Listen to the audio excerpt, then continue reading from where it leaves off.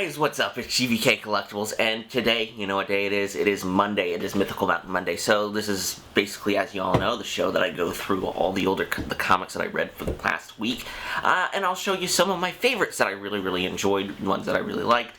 As I said, the format changed a little bit last week. I'm just going to be going over my 5 books. I will do honorable mentions because I did. So let me show you my poll. There's a few variants in here, but this is my poll. It was a big poll, so it was like really hard to go and pick and choose a lot of the books that I really enjoyed this week, like narrowing it down to like only 5 comics, which was really hard. Anyway, let me just get into the honorable mentions. Of course, I feel like this may be a little cheating, but I feel like it just makes sense. This week, previous week, as a whole, the Hellfire Gala had begun. It started through with Marauders, and continued through Hellions and X-Force. Really fun book. I think each of these were really fun. Marauders was really fun just to get into the event itself.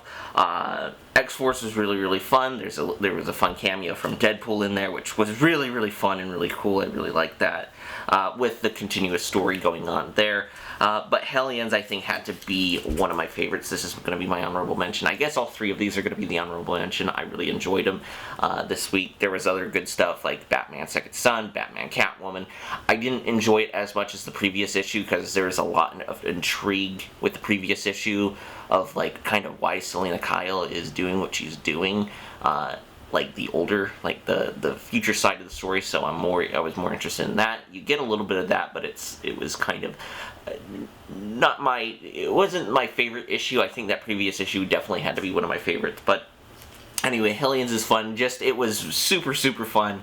Wells continues to do really good, fun dialogue. I love the Hellions team in general. It's a really fun book, so I definitely suggest picking it up. So, with that out of the way, let's get on to my first pick. So, this first pick, Tony, this was actually not on my poll, but it was actually a recommendation from Tony, from Mythical Mountain himself. It was Basilisk, from Cullen Bunn, with art by Joe Scariff and of art by Alex Guimarães. So, this is a really interesting book, because I think within, Something is Killing the Children, I believe, I actually read a preview of this, and it seems super interesting. What it basically starts out with is there is a character who is essentially kind of hunting down this woman who has a veil over her face. And she's eventually captured, and she is by the woman at the beginning. And it's very interesting because it's like, I think that's a cool thing with Cullen Bunn in general as a writer. He doesn't give you a lot of context within the first issue. Godzilla Cataclysm, I think, is one of the other things that I've read from him. And he kind of does that too, where there's like, there was a monster apocalypse, but you don't know how that monster apocalypse happened and like the kind of after events of it. So it's really interesting and really cool. The art in the book is really killer. I think it's really good. The woman that is being the woman that captured the other woman is named Reagan, and she has like this power of kind of like a basilisk, essentially. Like if you look into her eyes, you are like getting killed, which is very interesting. Oh, Hannah is the one who captured her, so it is very interesting. There isn't a lot that you know, and in the book, and a lot of the ones, the people after,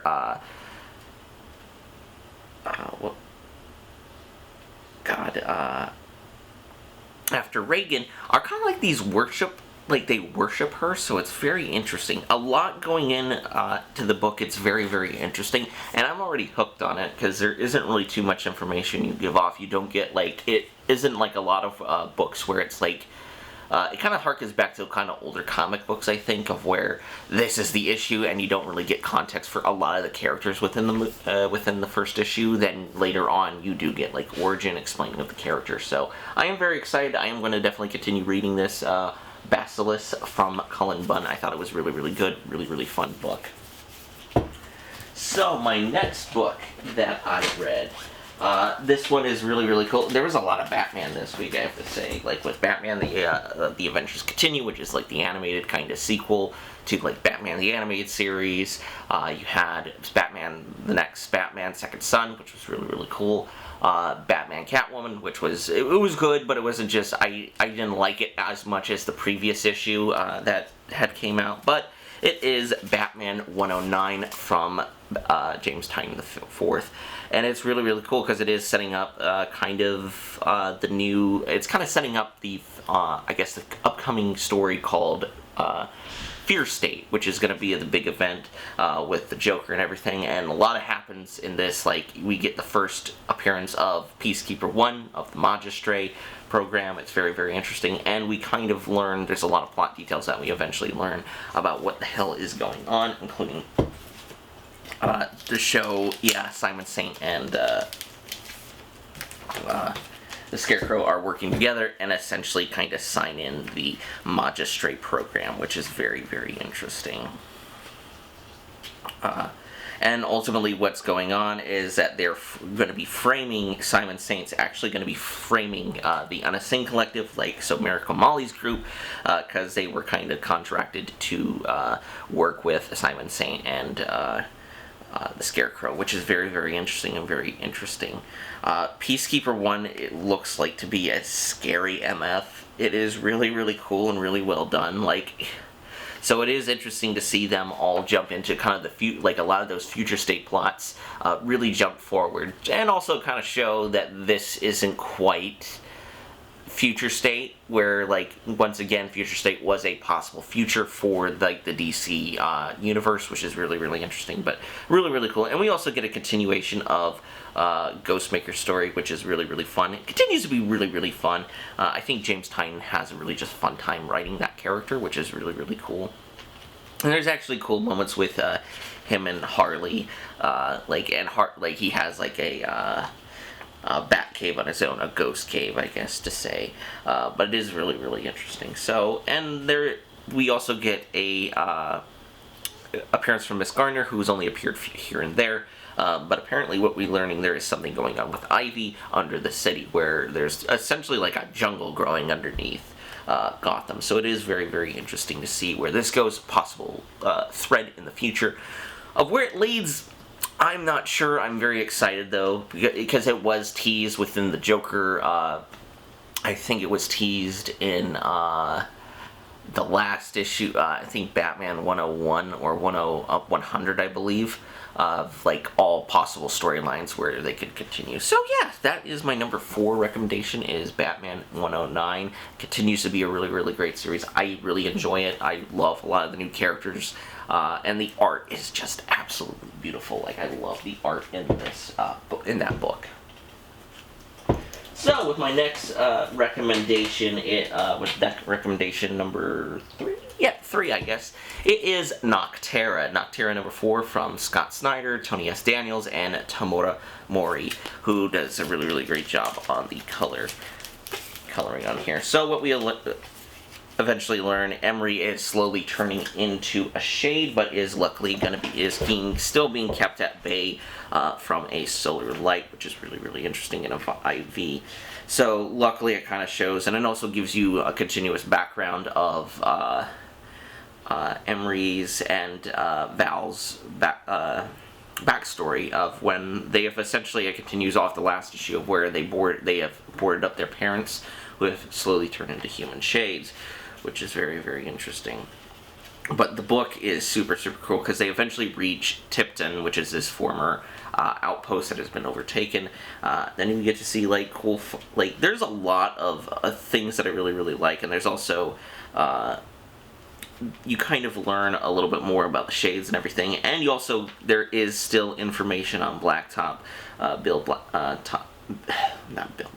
Bill.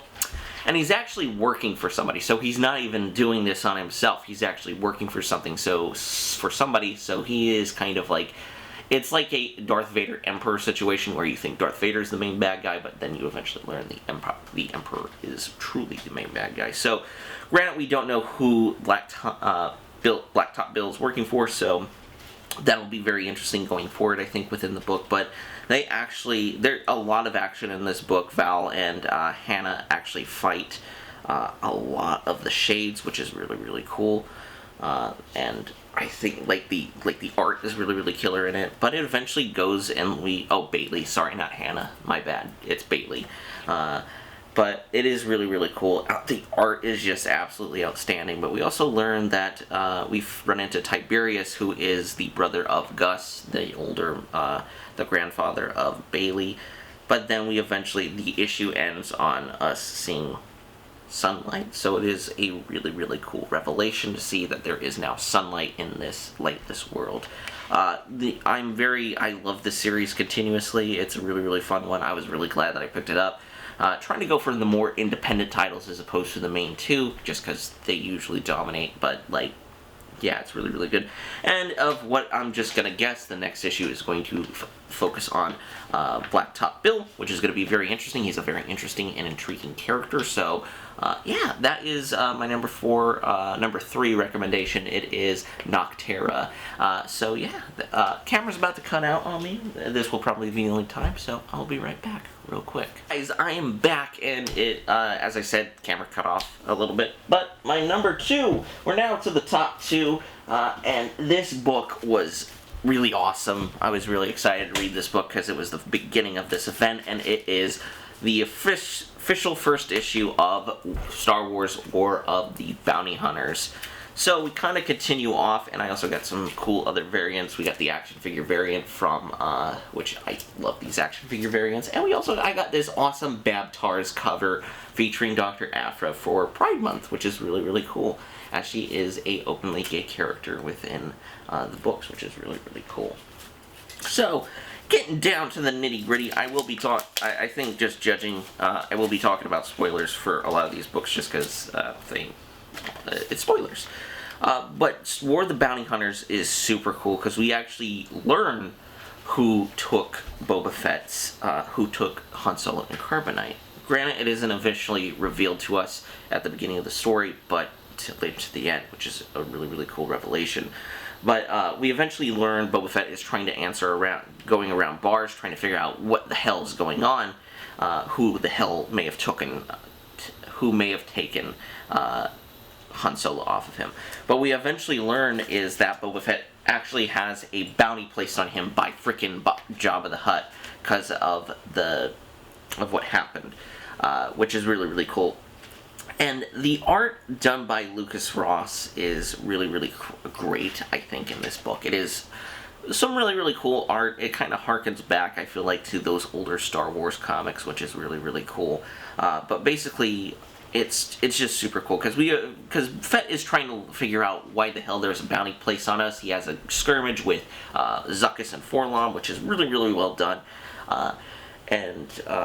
He eventually just takes Forlom's head to go to Jabba's palace. Unfortunately, Jabba isn't there, so he's kind of like pissed that he has a bounty set on his head. But the Hutts are actually talking, and they're actually meeting to a place, because there is a organization that has come back that has essentially been underground for a while. And we eventually learn that organization is Crimson Dawn, so aka Darth Maul's group within the Clone Wars, and very much the end of the Clone Wars, they kind of like laid low. But what we learn is, because we know at this point, well, not a lot of people within the universe know Maul's dead on Tatooine. Like, he had his final duel with Obi-Wan, and he lost. But what we learn of who is truly running Crimson Dawn now is frickin' Kira from the Solo movie, so it is really, really cool. For me, it's really, really cool to see it just because it makes, story-wise, it makes sense. It's also cool to see them bring that stuff, like a lot of stuff from Solo, into the comics, which is really, really well done.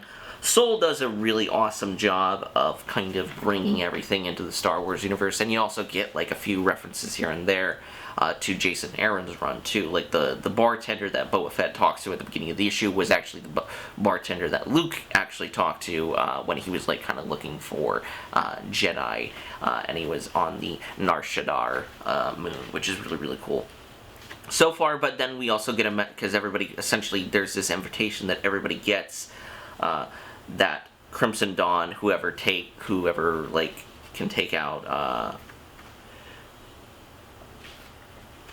essentially, like, as a reward is Han Solo. And you have a lot of people playing for keeps in this. You, of course, have, even though we know how the story goes, Boba Fett eventually gets him back. But the story with Kira it makes it very interesting and very unique, and it makes me want to see what the outcome is.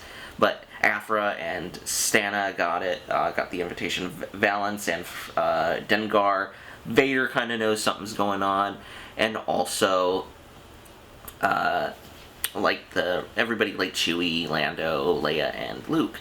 So it's going to be very interesting going forward. I am super excited for this series. The next issue is going to be a tie-in issue called Bounty Hunters number 13, which is going to be and we don't get the next issue till July, but I'm very excited to see where this story goes. I think it's going to be such a fun crossover. Star Wars usually does a really good job with the crossovers. The only one I've read was Darth Vader Down, which I thought was phenomenal. So, yeah, that is my number 2 recommendation. It is Star Wars War of the Bounty Hunters. So, with my number 1 pick, this book really, really surprised me. I was very happy to see that with this book. I was going to pick it up regardless of whatever it was about. I knew it was going to be a horror book. But that book is The Nice House on the Lake from James Tynion IV. This book shocked me completely, because by the cover and the look of it, you do think it's, in my opinion, I thought it was going to be kind of a domestic kind of horror style book, very much like, not like Somebody's Killing Children, but like it was going to be like a domestic horror style kind of movie. It was going to be like a home invasion movie like You're Next, or it was going to have elements of Us, just because it has that kind of like look to it. But man, was I completely shocked of where this story goes. I will be talking about spoilers here, but it is really cool because we open on our main character, Ryan, who's been through the ringer, it looks like. So we don't know the full context, but she eventually, it goes back to meeting this dude at a bar who asks, like, how do you think the world will end? And it's really, really cool, and they go into, like, kind of in-depth of like this kind of like her idea of an apocalypse. It's really, really interesting. Then we eventually get to see flashbacks of like kind of this weird of almost apocalyptic era. Then eventually we are learned that Walter, aka the guy she met at the bar, has kind of sent out an invite to a lot of people he's met, this lake house. Which, like, and I also want to say The Nice House on the Lake, it kind of harkens back to, like, horror titles for me, like The House by the Cemetery, which is, like, kind of like a very kind of grindhouse style feel for these movies. But we all eventually meet, like, all these different characters, too, then who are at this house, which is, like, this really, really pretty, beautiful-looking house. They eventually have... Walter eventually comes, and they basically start to have, like, fun. But then we eventually learn the world is on fire. We don't know what the hell is going on. Like, we just see all this shit. There's actually a fun little reference here. There's actually a fun Department of Truth reference. But we eventually learn the world is on fire. Then eventually Walter kind of reveals his true intention. Now, he doesn't exactly say what he is. We don't know exactly what the hell he is. We don't know, but he essentially picked these people who are friends to basically live their lives out at this house and check in. But we eventually learn, like, there's just this cool moment of where one of Nora actually tries to attack him, and he kind of splits apart. We don't know exactly what the hell he is. Like, for me, it harkens back to, like, kind of a cosmic horror. That's the great thing, I feel like, with this issue, is Titan, like, the tension builds up slowly and slowly until you get to the point. And as I said, for somebody who I went in completely not knowing a damn thing about this book, which I think is usually, because all I knew, Titan was writing it, so I knew it was a meaty pickup. I saw it was a horror book, which I was very excited about, but, like, of the direction of it, where it's going. It has very much, like, especially the later half of the book, has a very kind of cosmic Lovecraftian feel to it, because you don't know, but at the same time, Titan doesn't give, like, those answers immediately. It's like, oh, this is what Walter is, and what's that? It's very interesting. because we don't know what the hell Walter is. We don't know if he's an alien, we don't know if he's a demon. Once again, this greater cosmic horror kind of like, which would deal with the alien side, but something so alien to us, but it is that kind of greater thing. But I'm very excited to continue reading this story. James, as I said, James Tynion continues to be an amazing writer. This, Some Killing the Children, Department of Truth, as you saw, Batman was one of my other favorite picks. He is a good writer. I love the style. This is going to be a 12-issue mini, so I'm excited to see where the hell this series goes. I'm super, super excited. So yeah, of course, this is my number 1 pick, The House on the Nice Lake. War of the Bounty Hunters was my second. Nocterra with number 5, I believe. Number 5 or number 4? Let me get that out. Yeah, number 4 was my third pick. Batman 109 was my 4th. And my 5th pick was Basilisk from Cullen Bunn. I think a lot of these books were really, really good. A lot of great books. A lot that I didn't talk about just because I felt like those were the top ones. Swamp Thing was also amazing. As I said, the Hellfire Gala as a whole is a really, really cool idea, and it's going to eventually probably lead up to Inferno, which is going to be the big event in the fall. So yeah, that is Mythical Mountain Monday today. I hope you guys enjoyed it. And remember to hit like, subscribe, and hit the little bell notification so you get notified when Mythical Mountain Mondays, What's in the Box Wednesdays, and Figure Review Fridays come out. Also check us out on our Instagrams, GVKcollectibles, my brother at Jack's Pop Guy, and also check us out on our respective Mercari shops. Also check out me on Facebook too. It's very similar to the Instagram page. So yeah, with that being said, I hope you guys all have a wonderful week, and peace.